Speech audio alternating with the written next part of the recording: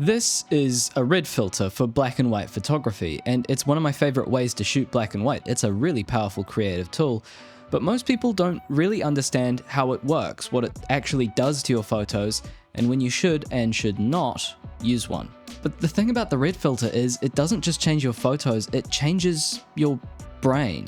But we'll talk about that later. First, let's go take some photos and I'll show you what this red filter can do. The first thing you'll notice about your photos when you're shooting with a red filter is that they're red.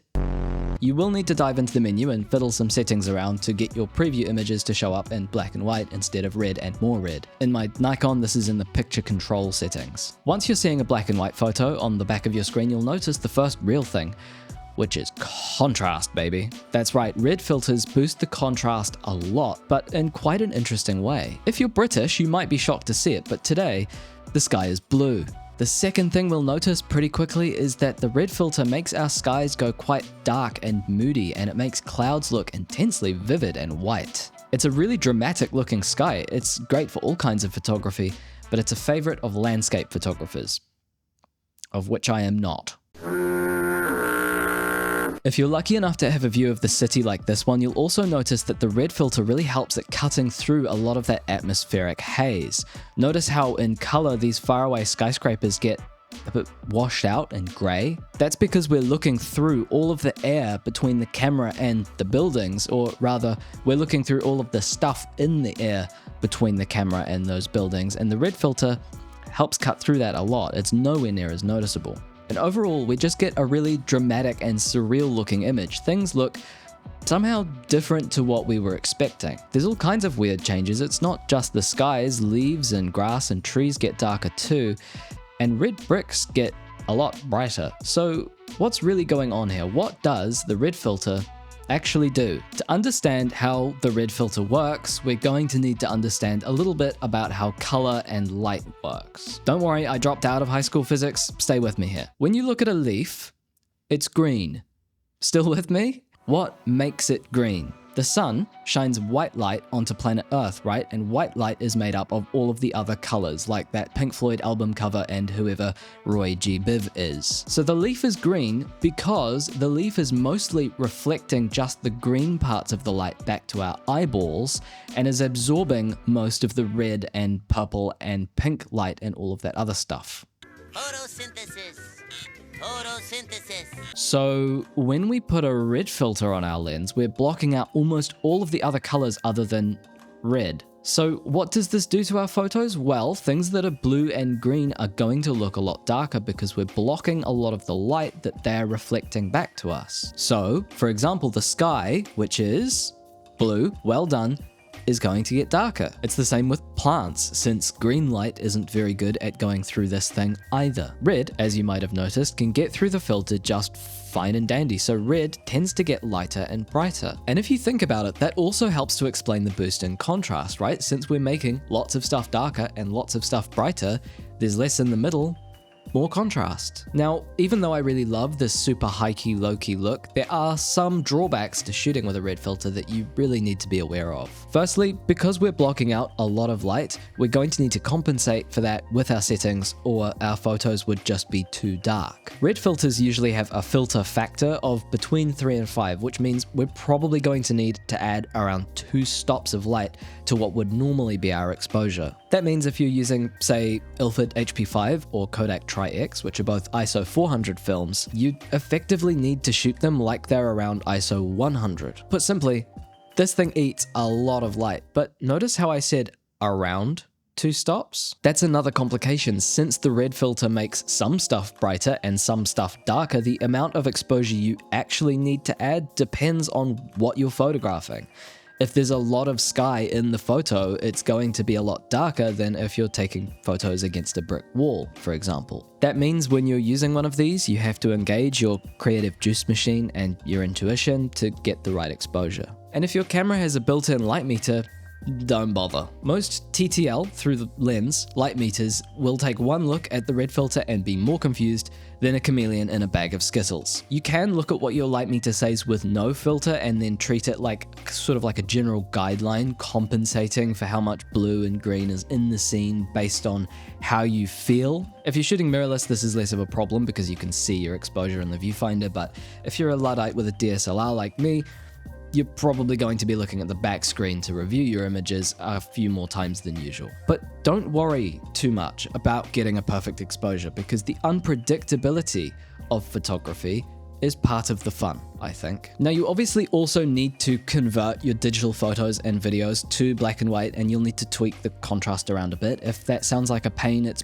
because it can be, but luckily I've gone ahead and solved that problem for you in advance. You can thank me later. I've made a Lightroom preset as well as some LUTs and a DaVinci PowerGrade for video, which you can pick up at shop.huntercreatesthings.com. There's a link in the pinned comment. But while having less light can be a drawback, I think a really fun combination is actually to take advantage of having less light and shoot with a slower shutter speed during the day. I combined the red filter, the Moment Cinebloom filter, and 1/30th of a second shutter speed to take these photos, and I really like how they turned out. You know, I've talked quite a lot about slow shutter photography recently, and that's because it's really fun, but it can also be quite tricky to wrap your head around, especially when you're just getting started. So that's why I've teamed up with Framer, who have very kindly sponsored this video. Framer is a fantastic tool that lets you build and publish websites so quickly and easily you feel like a wizard. I decided to use Framer to build a website that shows you lots of examples of slow shutter photos with the exact settings that I used so that you know what to expect. I started by browsing through Framer's massive catalog of templates, and I found really quickly a nice minimal one that works great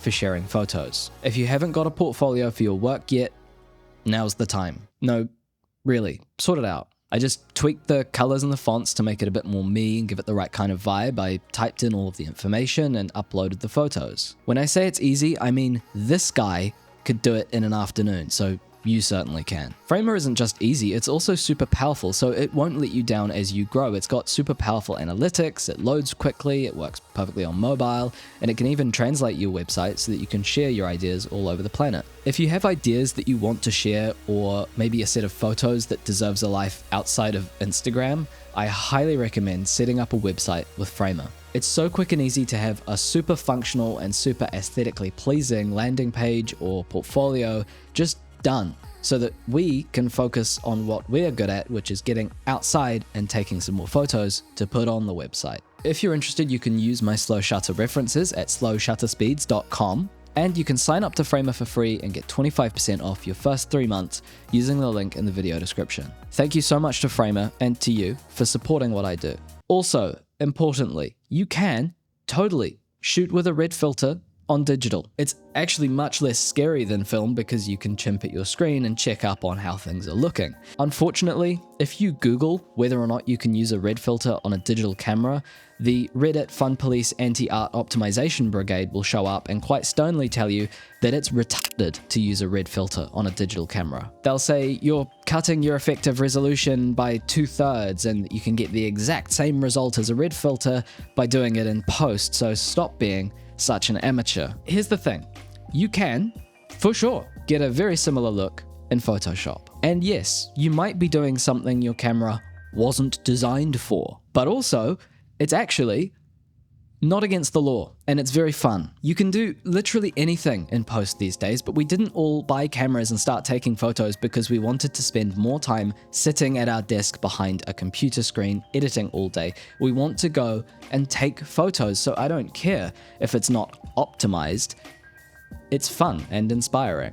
But like I said earlier, it's not just the photos that the red filter changes, it's your eyeballs and your brain balls too. When you put a red filter on, it means that you're forcing yourself to see the world differently. You're seeing it in monochrome, that is only one color, red, or black if you're shooting a mirrorless camera, I guess. When you're looking through the camera and there is no color for you to see in the first place, it really changes the way that you take photos. It forces you to look at the world without color and look more at shape and texture and light, and it forces you to see in terms of tone and value rather than color. But it also helps you to see in a more abstract way. Because everything looks different and weird, you process it as if it were new. Normally, when we see a car, we think, car. We don't usually spend a lot of time looking at every single car we see before we decide it's a car. We just go, it's a big box with some circles at the bottom and lots of glass at the top, it's a car, done. But when you're seeing in red scale,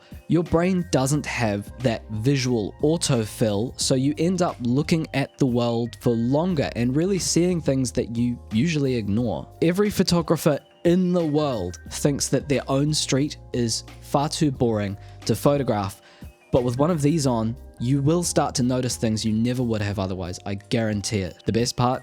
It's cheap. Some people think you need to spend loads of money on fancy brand name lens filters, and while that is the case sometimes, for red filters I've used Tiffin and Koken filters, and this one, which was like the cheapest one on Amazon, I think it's actually just plastic, and there's no difference, like 99% of the time. Yes, it'll break faster, yes, it'll scratch easier, but in reality I'm shooting this for fun, not for a feature film or a commercial shoot. Yet.